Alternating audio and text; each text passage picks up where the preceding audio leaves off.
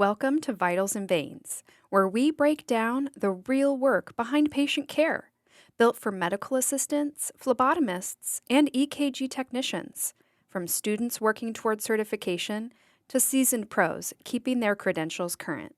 This podcast is for those committed to doing the job well at every stage of their career. Let's get into it. This is the final episode in our Sharps Exposure series. Over the past several episodes, we've spent a lot of time talking about what happens after an exposure occurs. We've talked about my own exposure experience, what a well-managed response process looks like, the emotional impact exposures can have on healthcare workers, how risk is actually addressed, and some of the reasons exposure protocols don't always work the way they're supposed to. Throughout this whole time, we've explored a lot of different perspectives. We've looked at the individual experience, we've looked at leadership responsibilities, we've looked at communication, reporting, workplace culture, and the organizational systems. But after all of those conversations, there's still one question left to answer. What actually prevents injuries in the first place? Because if we're being realistic, prevention is the goal. No one wants to become an exposure statistic. No one wants to spend weeks or months waiting for follow-up testing. No one wants to experience the uncertainty, stress, and disruption that can follow an exposure event. And yet, Sharps injuries continue to happen in healthcare settings every single day. What's interesting is that when people talk about injury prevention, the conversation often becomes very simple. People say things like, be careful, pay attention, follow policy. And while those things certainly matter, I don't think they're the whole story. In fact, one of the biggest things I've learned from both my own experience and from talking with other healthcare professionals is that safety is often much more complicated than that. Most healthcare workers don't come to work intending to take shortcuts. Most don't intentionally ignore safety practices, and most are not reckless. In fact, many of the people who experience exposures are highly skilled, experienced professionals who have performed the same task 100 or even thousands of times before. So if knowledge alone isn't the answer and experience alone isn't the answer, then what actually makes healthcare workers safer? And that's what I want to explore today. I think one of the biggest mistakes we make after an injury is asking who made the mistake, because that question immediately focuses all the attention on a single person.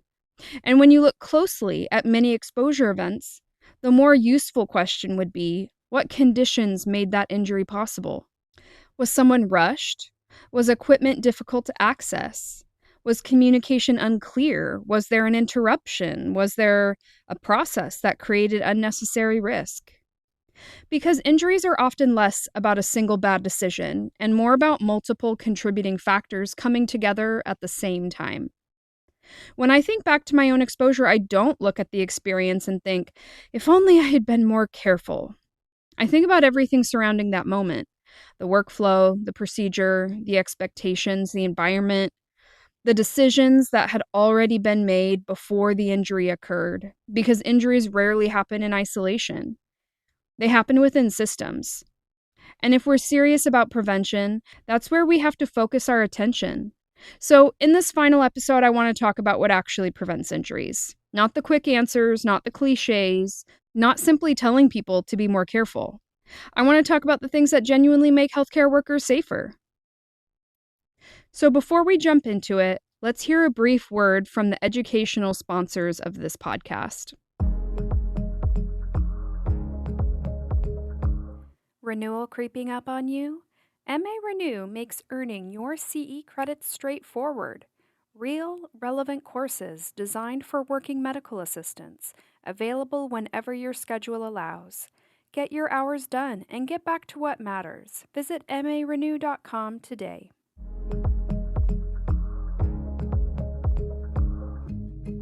Okay, when a Sharps injury occurs, one of the most common reactions is to focus on the individual involved. What should they have done differently? What step was missed? What mistake was made? Those questions aren't unreasonable, but they can sometimes distract us from a much bigger issue, Because most healthcare workers already know the safety rules. They know how to dispose of sharps. They know how to use safety devices. They know the risks, yet injuries still happen. Not because people don't care, not because they aren't trained, and not because they woke up that morning intending to take shortcuts. They happen because healthcare environments are complex. People are interrupted, workflows fluctuate, priorities compete with one another. Processes don't always work as intended.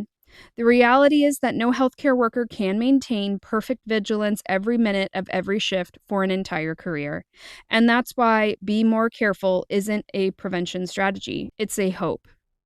A prevention strategy recognizes that people will occasionally be distracted, rushed, interrupted, or mentally juggling 10 things at once. The goal isn't to create perfect healthcare workers. The goal is to create systems that remain safe, even when normal human limitations show up, because they always will. After everything we've discussed through this series, one theme keeps showing up over and over again: communication. Not because communication prevents every injury, it doesn't, but communication often determines whether risks are identified before someone gets hurt. Many workplace injuries are preceded by moments where someone noticed something wasn't right: an unsafe setup, a missing supply, a workflow concern, a distraction, a shortcut that had quietly become normal practice, a situation that simply didn't feel right. The question is whether they felt comfortable saying something, because speaking up sounds easy in theory. In practice, it can be much harder, especially in environments where people worry about being perceived as difficult, inexperienced, overly cautious, not a team player. Healthcare is full of situations where people are expected to move quickly and work efficiently. Sometimes that creates pressure to keep things moving, even when someone has concerns. But many injuries are prevented long before a needle is ever involved. They're prevented when someone asks a question, and when someone requests help, when someone slows a process down, when someone points out a problem before it becomes an incident. We've talked about psychological safety and workplace safety culture. This is where those concepts become practical. Because a workplace that encourages people to speak up creates opportunities to identify risks early. A workplace where concerns are dismissed or discouraged often loses those opportunities.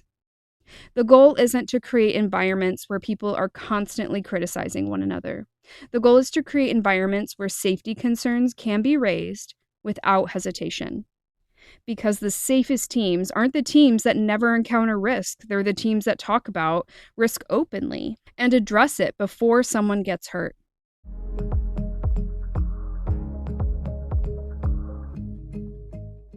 One area of injury prevention that doesn't always get enough attention is the concept of a near miss.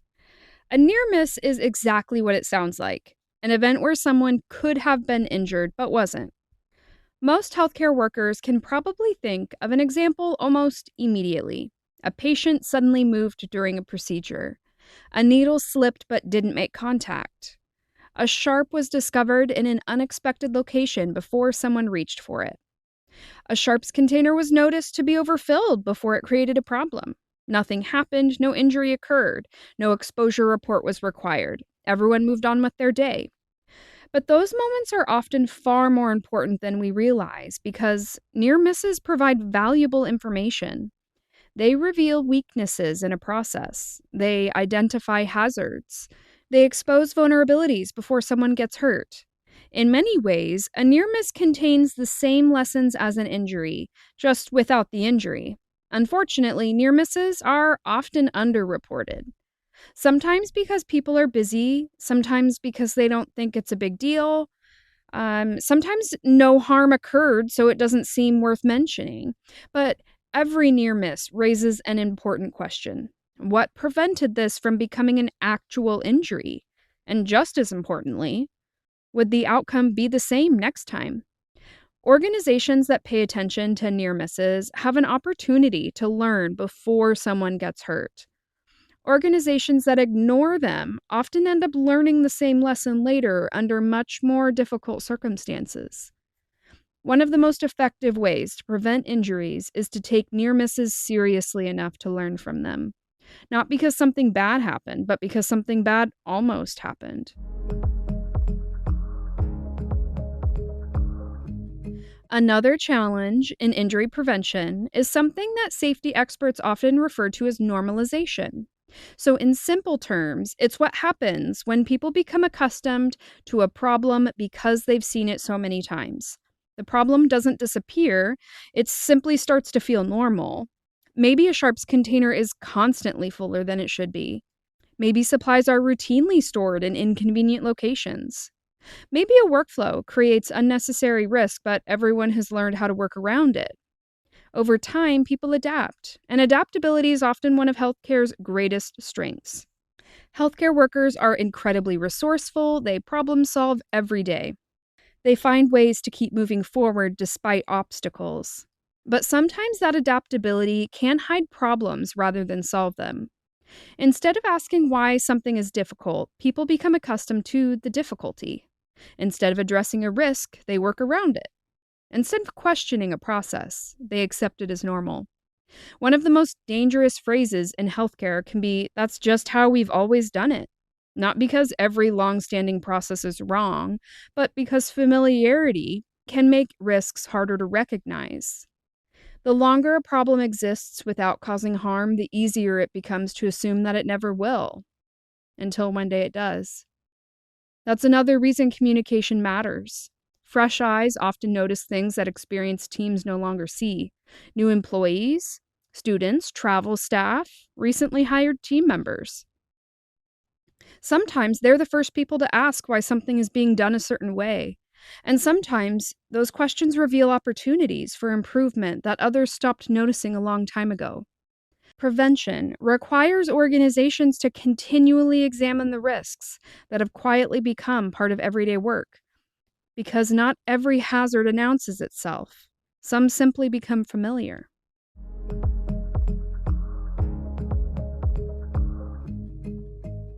Another thing that stands out when you look at many workplace safety programs is how much of the conversation focuses on individual responsibility.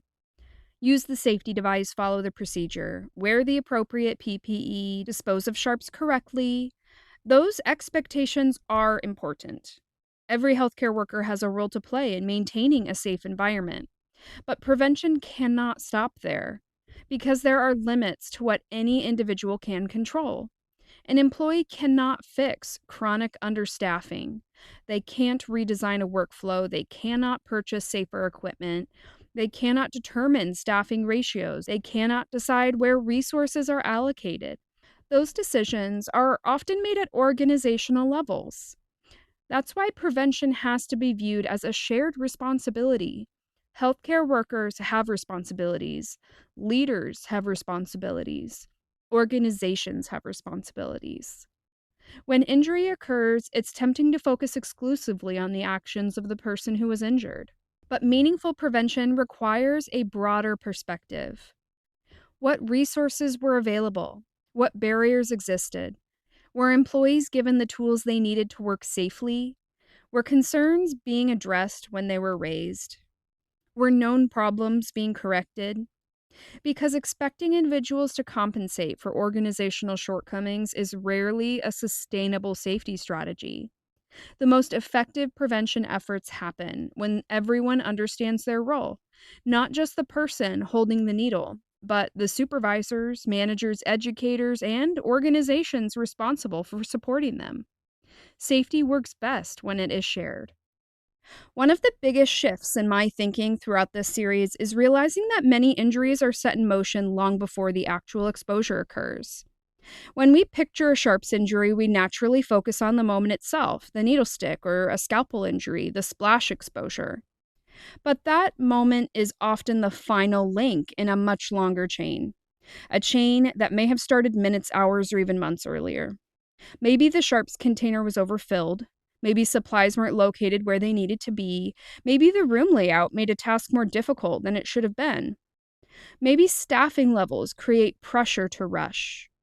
Maybe a process that everyone knew was inefficient had simply become accepted as normal. By the time the injury occurs, many of those conditions are already in place. That's one of the reasons injury prevention can be challenging. It's easy to focus on the final event. It's so much harder to examine all the factors that contributed to it. And that's often where the greatest opportunities for improvement exist.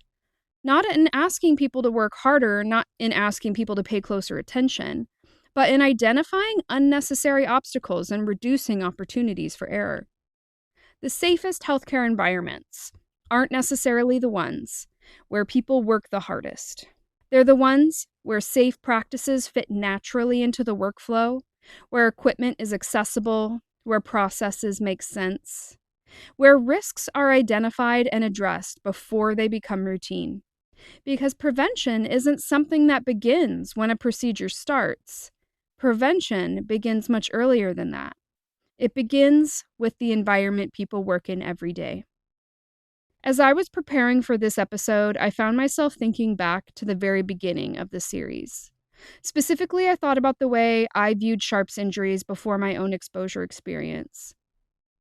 At the time, I mostly focused on the injury itself, the event, the moment it happened, the immediate response afterward. But after experiencing an exposure personally, and after spending this entire series exploring the topic from different angles, my perspective has changed. Now, when I think about a Sharps injury, I don't think about the moment someone gets hurt. I think about everything that came before it, the decisions and the conditions that shaped the situation long before the injury occurred. One of the biggest lessons I've taken away from this series is that safety is rarely the responsibility of a single person. It's something that is created collectively by organizations, by leaders, by teams, and by individuals who are willing to speak up when something doesn't feel right. Sharps injuries may never be completely eliminated from healthcare. The work we do is complex. The environments we work in are often fast-paced and unpredictable. But every improvement in communication, every process that removes unnecessary risk, and every workplace that encourages people to raise concerns creates opportunities to make healthcare safer, not just for patients, but for healthcare workers as well. If you've listened to this entire series, thank you. Whether you've experienced an exposure yourself, supported a coworker through one, managed exposure incidents, or simply wanted to better understand the topic, I hope these conversations have been helpful. And if there's one final takeaway I'd leave you with, it's this. When an injury occurs, it's natural to ask what happened. But the more useful question is often what made that injury possible? Because that's where prevention begins. Thank you for listening to Vitals and Veins. Take care of yourselves, stay safe, and I'll see you next time.